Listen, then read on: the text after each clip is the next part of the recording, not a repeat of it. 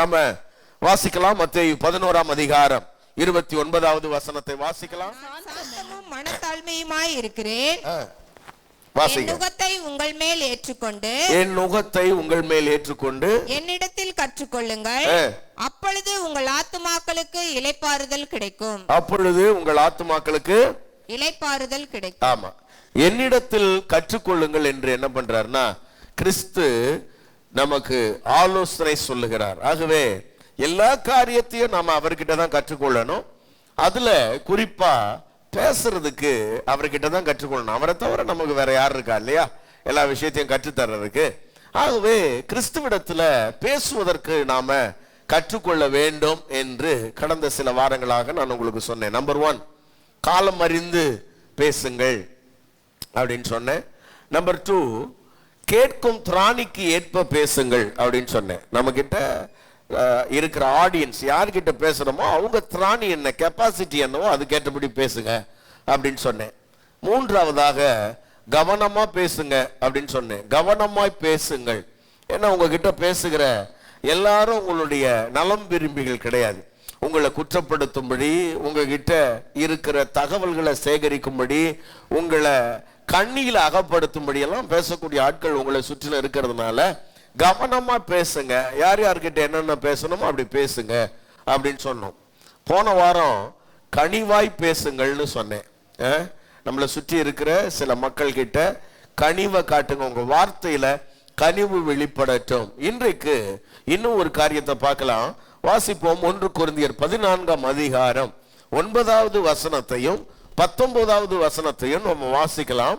அதுபோல நீங்களும் தெளிவான பேச்சை நாவினால் வசனியாவிட்டால் பேசப்பட்டது இன்னதென்று எப்படி தெரியும்? பேசப்பட்டது என்னது என்று எப்படி தெரியும்? ஆகாயத்தில் பேசுகிறவர்களாய் இருப்பீர்களே.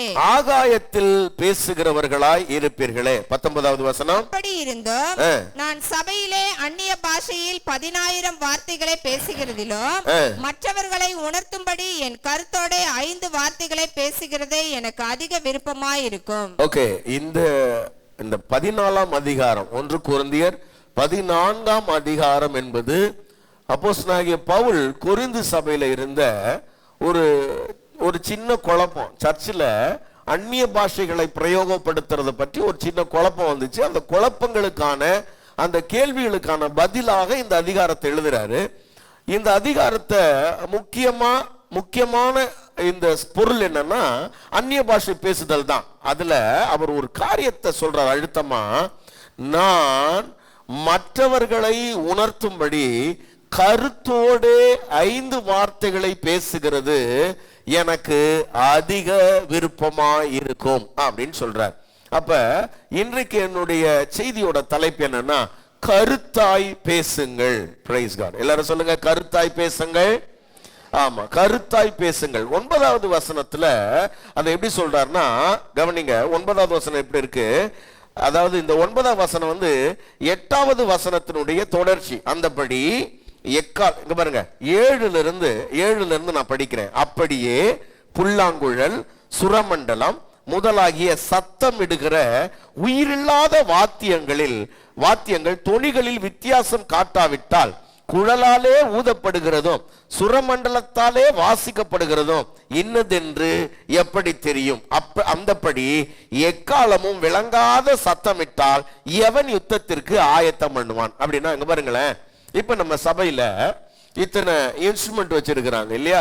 இப்ப இந்த கீபோர்டுன்னு ஒண்ணு வச்சிருக்கிறாங்க. இந்த கீபோர்ட்ல பாத்தீங்கன்னா ஒரே ஒரு கீபோர்ட்லயே பல இசைக்கருவிகளை வாசிக்கக்கூடிய ஒரு ஆற்றல் அந்த கருவிக்குள்ள இருக்குது. அதுக்குள்ளேயே பாருங்க, அதுக்குள்ளேயே ஒரு கிட்டார் வாசிக்கிற மாதிரி பிளே பண்ணலாம், அதுக்குள்ளேயே ஒரு புல்லாங்குழல் வாசிக்கிற மாதிரி பிளே பண்ணலாம், அதுக்குள்ளேயே ட்ரம்ஸ் வாசிக்கிற மாதிரி பிளே பண்ணலாம். இப்போ ஒரு கேட்கிறாரு, புல்லாங்குழல் என்னதுன்னு சுரமண்டலம் என்னதுன்னு வித்தியாசப்படுத்தி காட்டலன்னா எதைத்தான் வாசிச்சாங்கன்னு என்ன பண்ண முடியாது, தெரியாது. இதுக்கு பெரிய வேலை எங்க இருக்குன்னா அங்க பின்னாடி பிஎஸ் சிஸ்டத்துக்கிட்ட ஒருத்தர் இருப்பாரு, இந்த மிக்சர் கிட்ட ஒருத்தர் இருப்பார். அவர் தான் என்ன பண்ணணும்னா இதை கரெக்டா புல்லாங்குழலுடைய சத்தம் என்னதுன்னோ சுரமண்டலத்துடைய சத்தம் என்னதுன்னு வகைப்படுத்தி பிரிச்சு கொடுக்கிற வேலை இங்க அங்க இருக்கிற சவுண்ட் இன்ஜினியருடையது. கர்த்தருக்கு ஸ்தோத்திரம். எக்காலம் ஊதப்படுகிற போது அந்த நாட்கள்ல எக்காலத்தை ஒரு முறை தொனித்தாங்கன்னா அதுக்கு ஒரு அர்த்தம், 2 முறை தொனிச்சாங்கன்னா அதுக்கு ஒரு அர்த்தம், நெடுந்தொனியா தொனிச்சாங்கன்னா அதுக்கு ஒரு அர்த்தம். இங்க பாருங்க, அப்போ இப்போ எக்ஸாம்பிளுக்கு இப்படி வச்சுக்கலாம், ஒரு தொனி தொனிக்கிறாங்கன்னு வைங்களேன், மூப்பர்கள் அல்லது பிரபுக்கள் வரைக்கும் கூடணும். அங்க சபை கூடி வரும்போது பிரபுக்கள் அல்லது மூப்பர்கள் மாத்திரம் வந்து கூட வேண்டியது ஒரு பொருள் இருக்கு. 2 முறை தொனிச்சாங்கன்னா எல்லாம் ஒட்டுமொத்த சபையார் எல்லாரும் கூடணும். அதே போல நெடுந்தொனியா தொனிச்சாங்கன்னா இப்ப இது கூடுகைக்கான எக்காலம்ல, யுத்தத்துக்கான எக்காலம். நாம எல்லாரும் இப்ப யுத்தம் பண்ண போறோம், யுத்தத்துக்கு ரெடி ஆயிடுங்கன்னு சொல்லி. அப்ப அந்த எக்காலம் ஊதுறவரு கவனமா ஊதணும். கவனிங்க, அப்படி ஊதனாத்தான் எதுக்காக அவர் இந்த எக்காலத்தை ஊதுறாருன்னு அங்க இருக்கிற கிட்டத்தட்ட 20 லட்சம் மக்கள் இந்த சத்தத்தை கேட்டு என்ன பண்ணுவாங்கன்னா, இது பிரபுக்களுக்கான கூடுகையா, இல்லைன்னா அங்க இருக்கிற எல்லா ஜனங்களுக்கான எக்காலமா, இல்லைன்னா யுத்தத்திற்கு ஆயத்தம் பண்ண வேண்டிய எக்காலமான்னு அந்த எக்கால துணிகளில் வித்தியாசம் காட்டலன்னா அவன் எப்படிப்பா ஆயத்தமாவான், எப்படிப்பா புரிஞ்சுப்பான்னு கேட்கிறாங்க. அதத்தான் சொல்றாரு, எப்படி யுத்தத்துக்கு ஆயத்தம் பண்ணுவான்னு சொல்லிட்டு அடுத்த வசனத்துல சொல்றாரு, அதுபோல நீங்களும் தெளிவான பேச்ச நாவினால் வசனியாவிட்டால் பேசப்பட்டது இன்னது என்று எப்படி தெரியும்? தெளிவான பேச்ச பேசணும். எல்லாரும் சொல்லுங்க, தெளிவான பேச்ச பேசணும். சொல்லுங்க. ஆமா, பேசும்போது கருத்தா பேசணும். இப்ப பாருங்க, சபைக்குள்ள எல்லாரும் இப்ப நீங்க வந்திருக்கிறீங்க. பவுல் அங்க என்ன கேட்கிறாருன்னா, இப்ப நீங்க வந்து இவ்வளவு நேரம் ஆச்சு, நான் பாட்டு ஆவியில நிறைஞ்சு அந்நிய பாஷையா பேசிக்கிட்டு இருந்தா நீங்க என்ன பண்ணுவீங்க? நீங்க ஒரு பக்கம் அந்நிய பாஷையா பேசிட்டு போயிருவீங்க. பாஸ்டர் அவரு ஒரு ஆவியில நிறைஞ்சிட்டு இருக்கிறாரு, நாமளும் இங்க ஆவியில நிறைஞ்சிட்டு போயிடலான்னு போயிருவீங்க. அப்ப அதனால தான் பவுல் சொல்றாரு, நான் உங்ககிட்ட 10,000 வார்த்தைய இப்ப அந்நிய பாஷையில பேசுறதை விட உங்களுக்கு புரிய வைக்கிறதுக்கு ஒரு 5 வார்த்தைய உங்களை உணர்த்தும்படி பேசுறது எனக்கு அதிக விருப்பமா இருக்கும்னு சொல்றாரு. அப்ப ஒரு முக்கியமான காரியம் என்னன்னா, இங்க ஒருவரோடு ஒருவர் பேசும் பொழுது ஒருவரை உணர்த்தும்படி, ஒருத்தருக்கு புரியும்படி தெளிவா சில காரியங்களை பேசுதல், அல்லது அந்த கருத்தை அவர்கள் புரிந்து கொள்ளும்படி பேசுதல் ரொம்ப அவசியமானது. நீங்க பேசுறத தயவு செய்து நிதானமா திருத்தி தெளிவாக பேசும்படி உங்களை அன்பா கேட்கிறேன். இது பேசுற விதம் பாருங்களேன், பேசுற விதத்துல இந்த மாதிரி பேசினாலே புரியாது சில ஆட்களுக்கு. சரியா?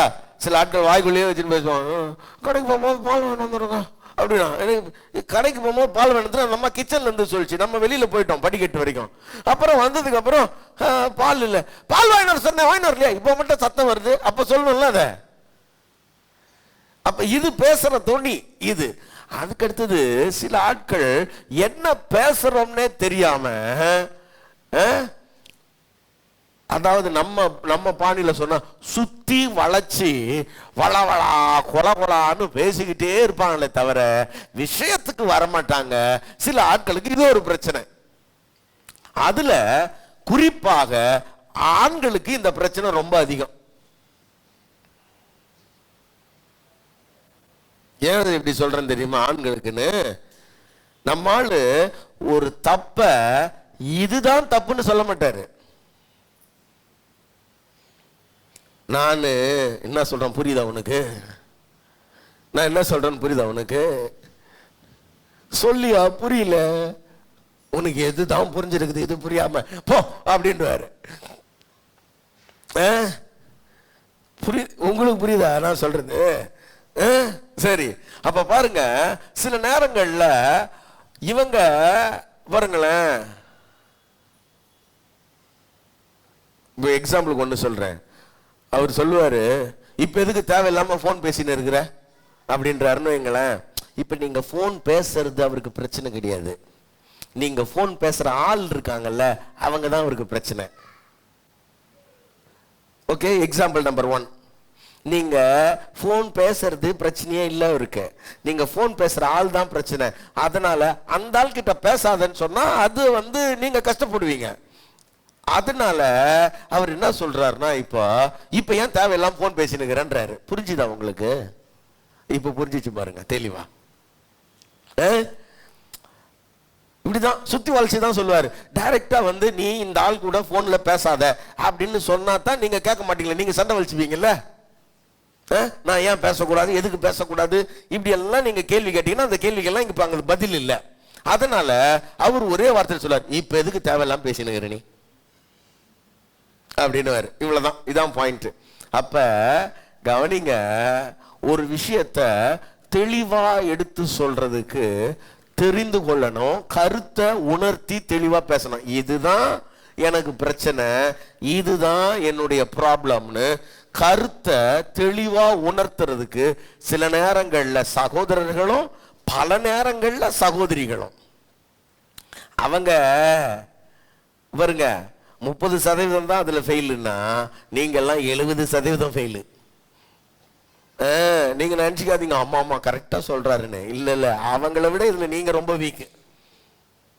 அதனால ஒரு காரியத்தை தெளிவா நினைக்கிறத பேசிடுங்க. இந்த உலகத்துல ஒரு பழக்கம் இருக்குது, நினைக்கிறதெல்லாம் பேச முடியுமாயா, நினைக்கிறதெல்லாம் பேச முடியாதனாலதான் உங்க வாழ்க்கையில நிறைய பிரச்சனையே இருக்குது.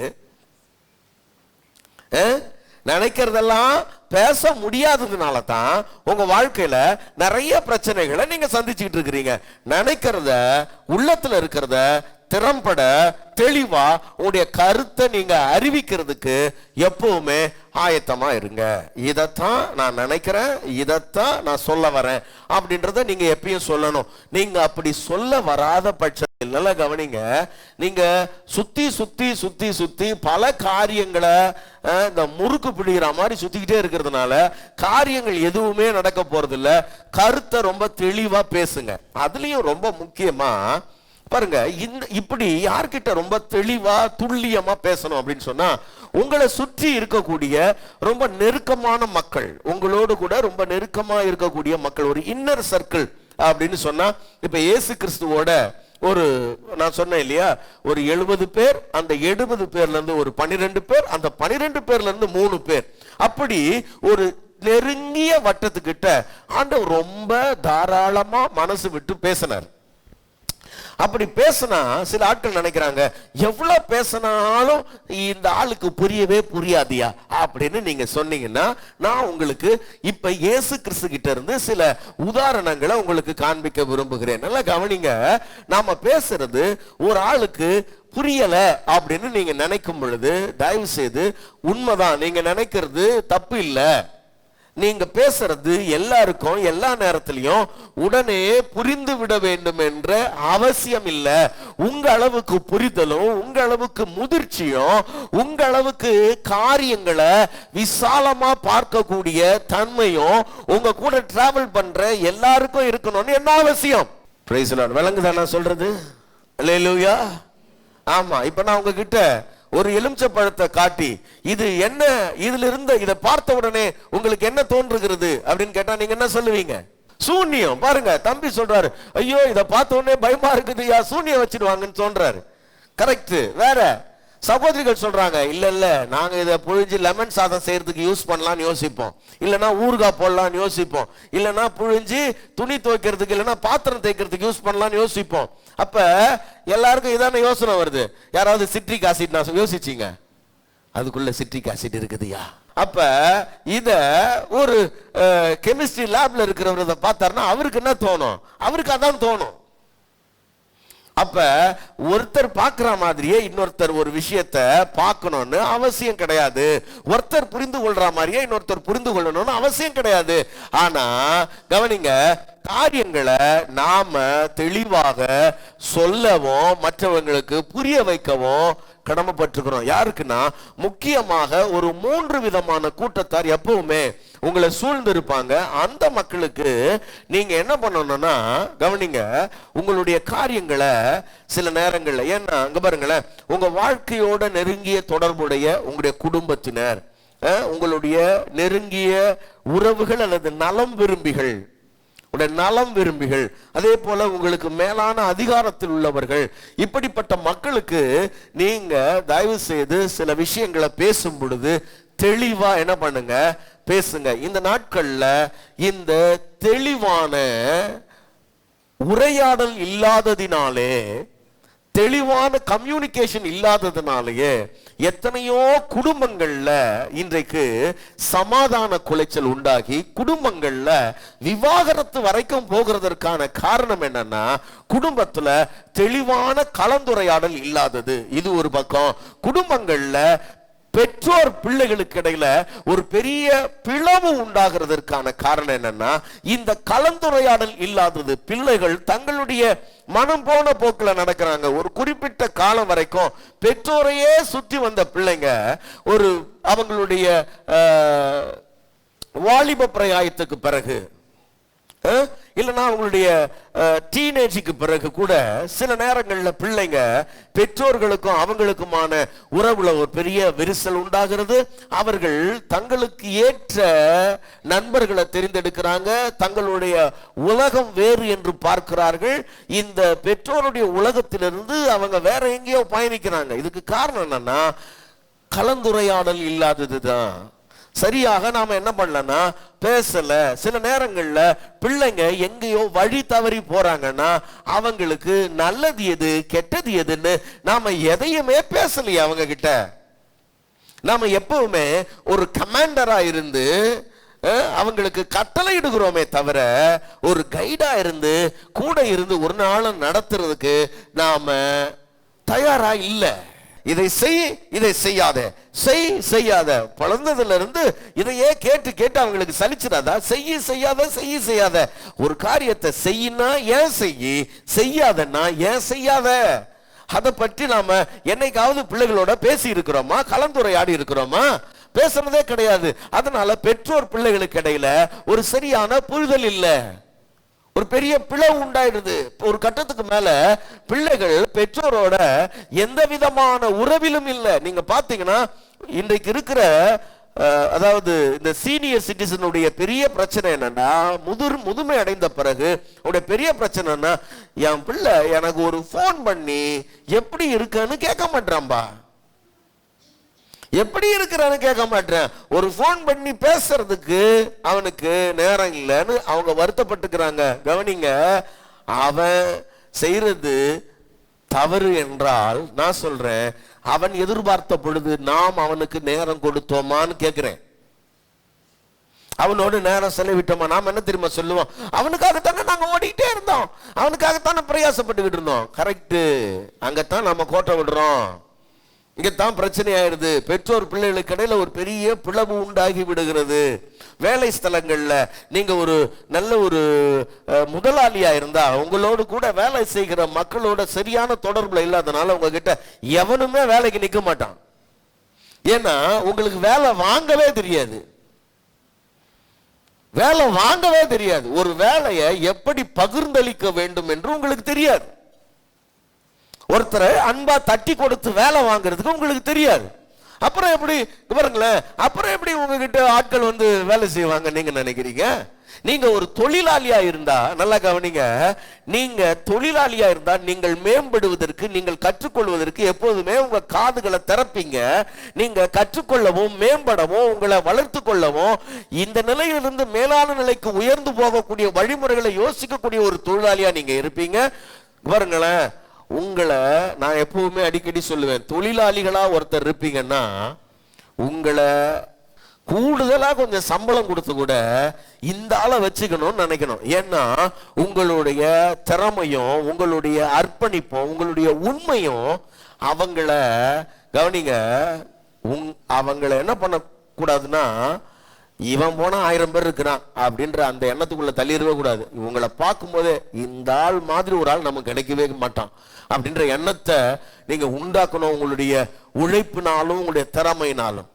அப்ப நீங்க யோசிக்கணும், இதுக்கெல்லாம் ரொம்ப முக்கியமானது என்னன்னா தெளிவான கம்யூனிகேஷன், தெளிவான பேசுதல். நமக்கு 2 முறை சில விஷயத்தை சொல்லுவோம், 3வது முறை அதை சொல்றதுக்கு முடியாது, கோபம் வரும். எத்தனை முறை சொல்றது? அறிவு இருக்குது அவனுக்கு, அவ்வளவுதான் முடிஞ்சது கதை.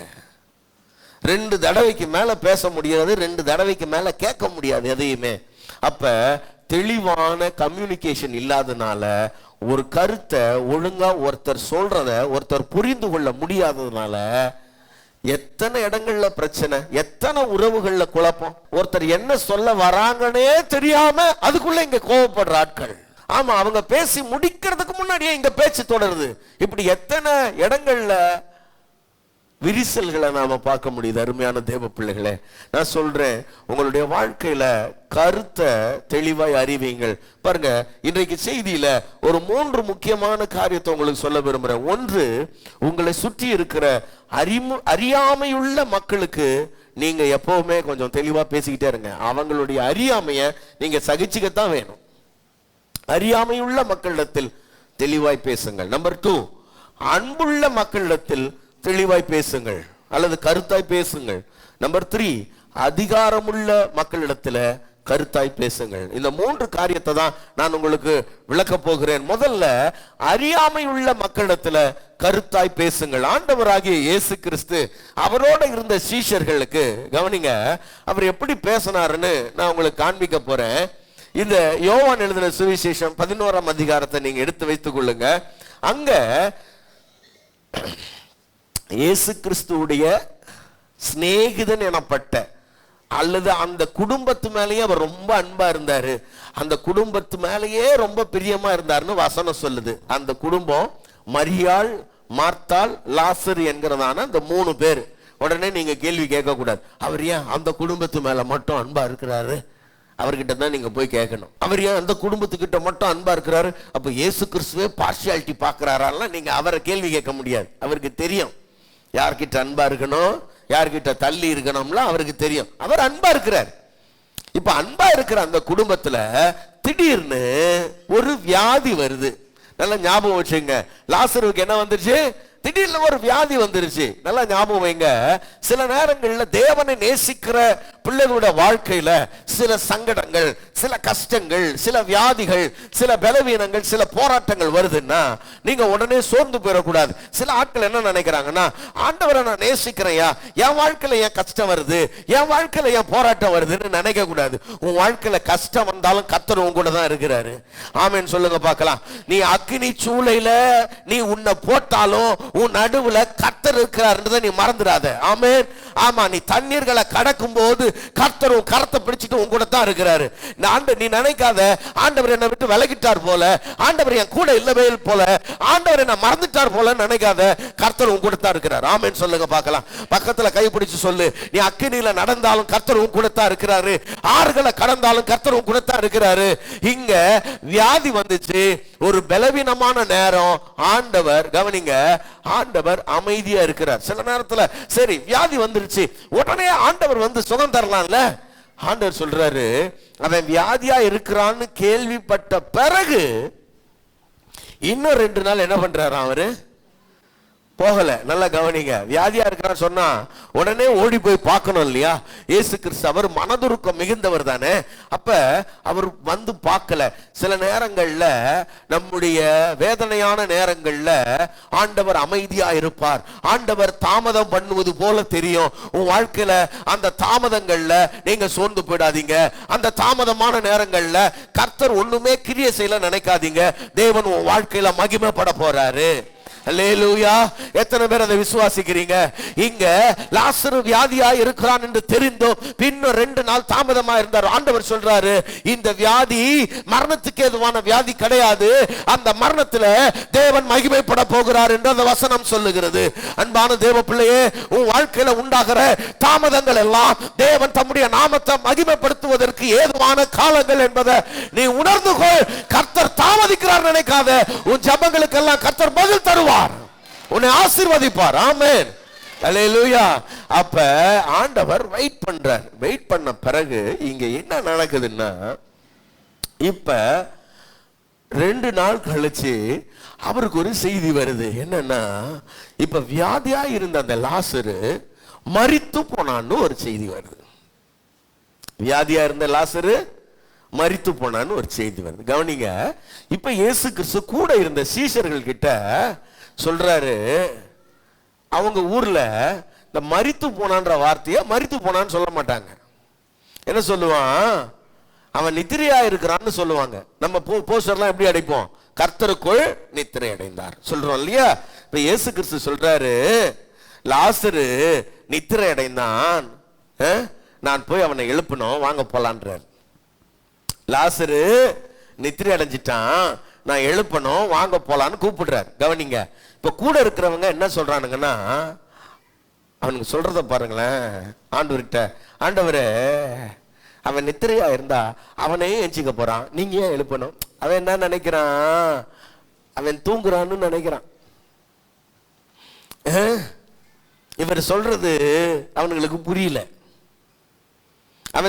அவனுக்கு சொல்றானுங்க பதில், நீங்க இதெல்லாம் பைபிள்ல இருக்குது. அவன் நித்திரை அடைந்தால் அவன் சுக மாட்டேவான், அவனா எஞ்சிக்க போறான்.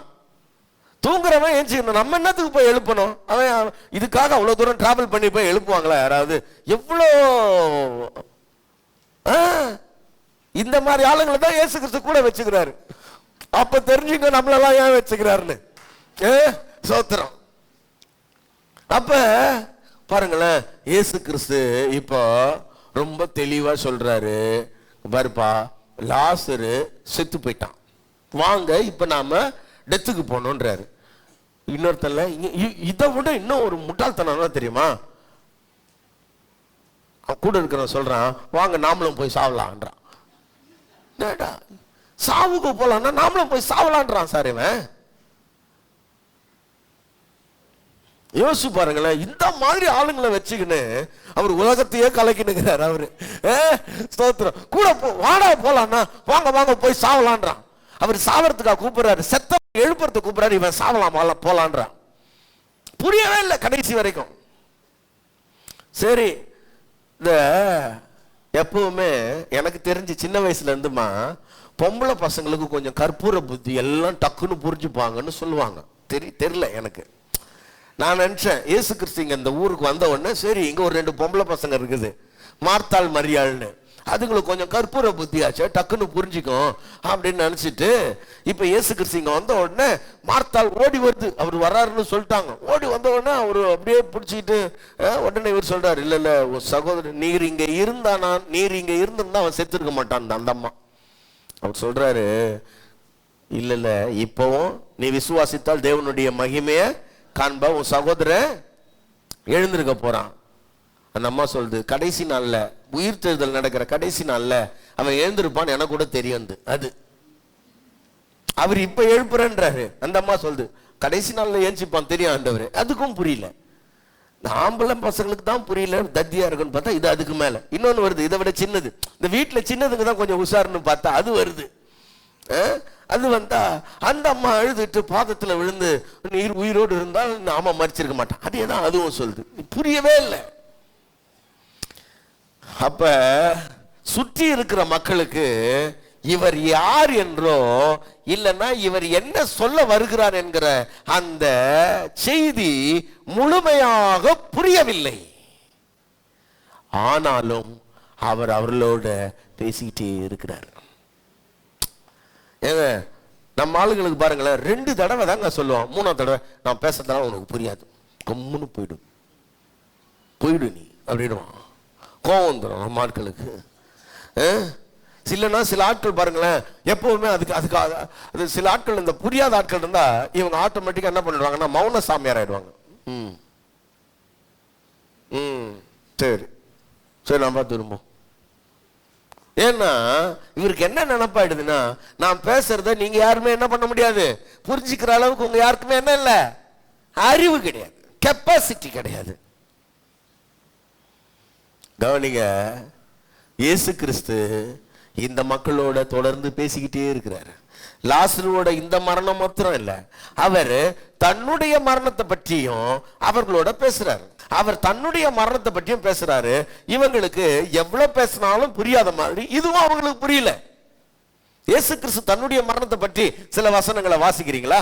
சில வசனங்களை வாசிங்களேன் தயவு செய்து. லூக்கா 22:37 வாசிங்க வேகமா. லூக்கா 22:37. அக்கிரமக்காரரில் ஒருவனாக எண்ணப்பட்டார் என்று எழுதியிருக்கிற வாக்கியம் என்னிடத்தில் நிறைவேற வேண்டியதென்று உங்களுக்கு சொல்லுகிறேன். என்னை பற்றிய காரியங்கள் முடிவு பெறும் காலம் வந்திருக்கிறது என்றார்.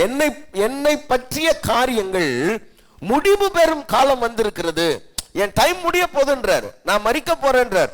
அதே லூக்கா 13:32 அப்புறம் பாருங்களேன், நான் இன்றைக்கும் நாளைக்கும் நடமாடி 3ஆம் நாளில் நிறைவடைவேன் என்று ஆண்டவர் சொல்றாரு. நான் இன்னும் 2 நாள் நடமாடணும், அப்புறம் 3ஆம் நாள் என் ஊழியத்தை நான் என்ன பண்ணுவேன், நிறைவு செய்வேன் சொல்றாரு. ரொம்ப தெளிவா சொல்றாரு. கவனிங்க, மனுஷகுமாரன் மனுஷர் கைகள்ல ஒப்பு கொடுக்கப்படுவாரு. அவரை வாரினால் அடித்து என்ன பண்ணுவாங்க, அவரை அவமானப்படுத்தி அவரை சிலுவையில் அறைவாங்க. இவ்வளவு வெளியரங்கமா பேசின பிறகு கூட சீஷர்களுக்கு அவர் என்னதான் சொல்றாருன்னு என்ன பண்ணலன்னா அவங்களுக்கு புரியவே இல்லை. மத்தேயு 16ஆம் அதிகாரத்துல ஆண்டவர் ரொம்ப தெளிவா என்ன பண்றாருன்னா அவங்களோட பேசுறாரு. கவனிங்க, அவர் சிலுவையில மரிக்க போகிற காரியங்களை பற்றி உரையாடுறாரு. பேதுருக்கு என்ன பிரச்சனை தெரியுமா? ஆண்டவரே, இவைகள் உங்களுக்கு சம்பவிக்க கூடாது, இந்த மாதிரிலாம் பேசாதீங்கன்னு சொல்றாரு. எனக்கு பின்னாக போ சாத்தானேன்னு அவர் என்ன பண்றாருன்னா கடிந்து கொள்றார். பாருங்க, கடைசி வரைக்கும் புரியல. எனக்கு இங்கத்தான் இயேசு கிறிஸ்துவோட இந்த செயல்பாடு ரொம்ப ஆச்சரியமா இருக்குது. சாவர வரைக்கும் ஒருத்தன் புரிஞ்சுக்கவே இல்லை அப்படின்னா, எனக்கு செத்ததுக்கு அப்புறம் அவனுங்க மூஞ்சில முழிக்கணும்னு கூட தோணாது எனக்கு பர்சனலா. ஏன்னா எவ்வளவு சொல்றோம், புரியவே இல்லைன்னா இவனுங்க இதெல்லாம் பார்த்து என்னங்க பண்றது? இவனுங்களெல்லாம் ஒன்றும் பண்ண முடியாதுங்க. ஆனா இந்த இயேசு கிறிஸ்து நம்மளை சவுக்கால் அடிக்கிற மாதிரி ஒரு காரியத்தை சொல்லி கொடுக்குறாரு. அவர் உயிரோடு எழுந்த உடனே ஆசையா பார்க்க வருது ஒரு அம்மா. அந்த அம்மா கிட்ட சொல்றாரு, இரு நான் இப்போ உங்ககிட்ட பேச முடியாது, என் சகோதரர்ல பார்க்க வரேன்னு சொல்லுன்றாரு. இவரை நான் என்ன சொல்றது? கடைசி வரைக்கும் கூட நிக்காம ஓடி போனானுங்களே, அவனுங்களை தேடி இவர் போறாருங்க. இவர் என்னங்க சொல்றது? இவர் இந்த அன்பை நம்ம என்ன சொல்றது? ஓடி போனவனை தேடி போறதே இவர் வேலையா இருக்குது. பக்கத்துல கைப்பிடி சொல்லுங்க, ஓடி போனவனை தேடி போறதே இவர் வேலை. இருக்கிறவனெல்லாம் பார்க்க மாட்டாரு அவர். இருக்கிறவன் கதையே இல்லை அவருக்கு. அந்த அம்மா ஆசையா வருது, காலையில விடிய காலையில பேய் அடிக்குமா அது அடிக்குமான்னு பயத்தோட வருது. அந்த அம்மா விட்டு நில்லு, என் சகோதரர்களை நான் போய் பார்க்கணும் அப்படின்னு சொல்லிட்டு அவனுங்களை போய் பார்க்கறதுக்கு போறாரு. பாருங்களேன், அவனுங்க பார்த்த உடனே பேயின்னு நடுங்கிறான். அந்த அம்மா ரபூனின்னு ஆசையா வருது, அந்த அம்மாவை நில்லுன்னு சொல்லிட்டு பேயின்னு அலறான அவர்கிட்ட போறாரு. இவரு ஒன்னும் பண்ண முடியாது நம்ம. அதான் அவரு வந்த உடனே அப்புறம் நீங்க தானா? இவர் சொல்றாரு, பாருப்பா என் காலை பாரு, எனக்கு கால் இருக்குது இல்ல, நான் பேயெல்லாம் கிடையாது. அவனுங்கிட்ட நிரூபிச்சுன்னு இருக்கிறாரு. அப்புறம் ஒருத்தர், நீங்க தான் இயேசுன்னா நாங்க விழாவுல கை போடுவேன், வா வந்து போடு, விழாவுல தான் கை போட போற, வா ரத்த காயெல்லாம் இருக்குது பாரு போடு. அவனுங்க கிட்ட இவ்வளவு நிரூபிக்கணும். அவர் நிரூபிக்கிறாரு, தெளிவா அவங்களுக்கு புரிய வைக்கிறாரு. ஏன்னா அது அந்த அளவுக்கு அறியாமையில இருக்கக்கூடிய மக்கள்னு அவருக்கு தெரியுது. அவ்வளவுதான் அறிவு, அவ்வளவுதான் புரிதல், அவ்வளவுதான் கெப்பாசிட்டி. ஆகவே அவங்க லெவலுக்கு இறங்கி போய் அவரு தான் ஜீவனுள்ள தேவன் என்பதை அவங்களுக்கு விளங்க பண்றாரு. அவ்வளோ தூரம் விவரிச்சு சொல்றாரு. ஏன்னா இவங்க யார் தெரியுமா? இவங்க தானா சேர்ந்த கூட்டம் இல்ல, தேவன் தந்த கூட்டம். தேவன் பாருங்களேன், நீர் எனக்கு தந்தவர்களில் அப்படின்னு சொல்றாரு. யோவான் 17ஆம் அதிகாரத்துல, நீர் எனக்கு தந்தவர்களில் ஒருவனையும் நான் இழந்து போகவில்லை. கேட்டின் மகன் கெட்டு போனானே அல்லாமல் வேறு ஒருவரும் கெட்டு போகல. அப்ப தேவன் எனக்கு தந்த இந்த மனுஷர்கள், தேவன் எனக்கு தந்த இந்த உறவுகள் எவ்வளவு அறியாமை உள்ளவர்களா இருந்தாலும் அவர்களோட நான் என்ன பண்ணணும்னா கருத்தாய் பேச வேண்டியது அவசியம் என்பதை கிறிஸ்து அறிந்திருந்தார். கவனிங்க, எல்லா நேரத்திலையும் எல்லாரிடத்திலையும் இல்லை, எல்லார்கிட்டையும் இயேசு கிறிஸ்து தன்னை உயிரோடு இருக்கிறவராக காண்பிக்கல, அவங்க எல்லாருக்கும் விவரிக்கல. நல்லா கவனிங்க, உங்க லைஃப்ல எல்லாத்தையும் எல்லார்கிட்டையும் எக்ஸ்பிளைன் பண்ணி விவரிக்கணும்னு சொல்லல, அத சொல்லல. சில குறிப்பிட்ட ஆட்கள் கிட்ட நீங்க எல்லாவற்றையும் விவரமாய் பேச வேண்டியது அவசியமாய் இருக்கிறதுன்னு சொல்றேன். பிரைஸ் தி லார்ட், ஹல்லேலூயா. ஆமா, கலாத்திய நிருபத்துக்கு நீங்க போனீங்கன்னா கலாத்திய நிருபம் நீங்க வாசிங்க, 2ஆம் அதிகாரம் 2வது வசனத்தை நான் வாசிக்கும் பொழுது கலாத்தியர் 2:2 பவுல் சொல்றாரு, நான் தேவ அறிவிப்பினாலே போய் புறஜாதிகளிடத்தில் பிரசங்கிக்கிற சுவிசேஷத்தை அவர்களுக்கு விவரித்து காண்பித்தேன். அவர்களுக்கு விவரித்து காண்பித்தேன்.